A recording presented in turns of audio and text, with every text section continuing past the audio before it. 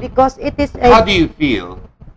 I'm sure you feel in defeat there's always a sensation of grief, diba? Now, the problem is it's a culture you're going against. Yes. I understand that this is also fraud of some extent. Correct me Yes, if I'm wrong. With yes, the COMELEC, yes, we know yes. nabag sa Constitution. Definitely a violation. A violation. But alam mo, between us, no, gentlemen, Vice Gov, kultura na yan ng Pilipino. Anong gagawin natin? Kung yung mga gusto magpabenta, anong gagawin natin, di ba? Or sasabihin, bahala na ang Diyos dyan. No? Yeah, so... yun eh. How do you address a culture? If you want me to be perfectly candid about it now, no. When I first accepted the challenge to run for governor, it wasn't like I planned it years. I come from the corporate world. I have a proper job. So talagang hindi ko kailangan ng gobyerno para mabuhay. By the way, Marissa, gentlemen, Marissa was the sales manager of British Airways here in the Philippines. I actually am. Yeah, so it's... So you have traveling part. I do, yes. I've been around, but I do have my grandfather made this province. Nicanor Iniges. He was he's the father. I know his name. Yes, he is the father of. He was my professor in FEU. Yes, in the 1950s. Okay. So when there is so much that you have given, you know, your family has given towards a particular place, if it is abused, you will also be the first one na masasaktan talaga. And I couldn't just sit there and watch na they were draining the people's coffers and pocketing everything with lavish lifestyles and do nothing. Because as they say, you know, I mean, evil succeeds when good men do nothing. Yes. So you stand up there and do it. As I've said, if there's anything that I've achieved, it's to empty their coffers now, diba? It's the same with the country or a nation. Once it doesn't start airing or venting out or getting it out of its system, you yourself, if you don't get it out of your system, you'll start to die. Yeah, that's why ilabas nila lahat ng pera. And I'm hoping talaga, under the new administration of President Noynoy Aquino, that he will be true to Do you his believe promise, he diba? is the winner? Yes.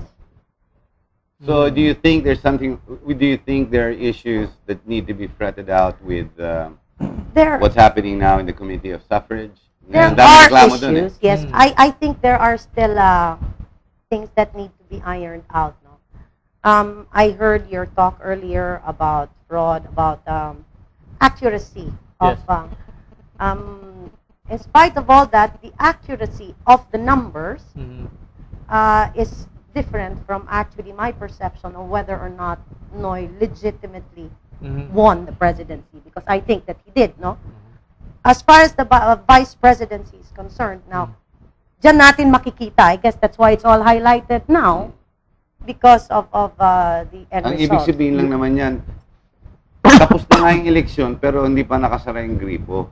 Kasi nag-aaway pa yung dalawa The speaker is still on. Kaya kailangan bukasan pa ng gripo. Still dripping. Still dripping. So whether, at saka meron ding mga tanong, like sa lugar ko, pagdating sa vice presidency, I have nothing personal against Mayor Binay, no? I think he's a good guy. No, they're both competent. They're Kaya both lang, good people naman. pagdating dun sa resulta sa amin, as in zero, there's nobody carrying him, walang nakakakilala kay Binay, as in wala.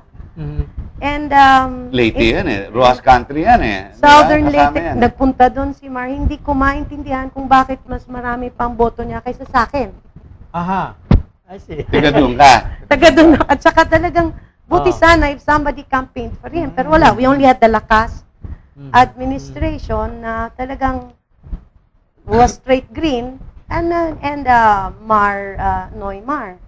They went there. So talagang, yes, they went there and we actively campaigned for them. So we did a test, randomly asked in municipalities.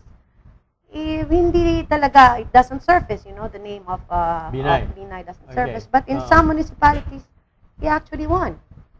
Which is a wonder to even the residents there. Now, I'm stating this as a fact, no? What did Estrada get? For my curiosity, what did Estrada get there? To be off my head, it's, I think President Estrada total of 200,000 voters got 13,000, almost 14,000 votes. And Binay got 47,000 votes. Wow. Okay, Okay. gentlemen, Marissa, we're going to have to take a short break, but before we do, the COMELEC has issued many statements against all the complaints, especially those that were filed the last 2 days that started in the Committee of Suffrage of Congressman Teddy Boy Locsin. He claims even his wife, who lost by a very small margin of some 218 votes against the Binay camp, being on the side of the Vice Mayor Mercado, who lost to the other side. But, you know, ang laban po ng COMELEC at Smartmatic, kung meron po kayong reklamo, ihatid nyo po sa amin, pero wag nyo sasabihin sa amin ng kuro-kuro. Now, the issues discussed in this program is not necessarily a complaint and or just grief. We are talking about a culture that you and I are faced with. This is the culture that most ads were trying to talk about. Ang lakas ng loob ng lahat ng mga kandidato, especially the national candidates, to say that, hey, we've got a new style of voters. Hey, excellent, aspirational, fantastic. But the truth of the matter, we're back to ground zero. We never moved. So, well, what's the lesson of the story? In my sarcasm, I say, let them be. Those who wish to be stupid, remain stupid. Give them more stupidity. Then again, that's why we have those very successful noontime shows. But then again, stay with us. We'll be right back.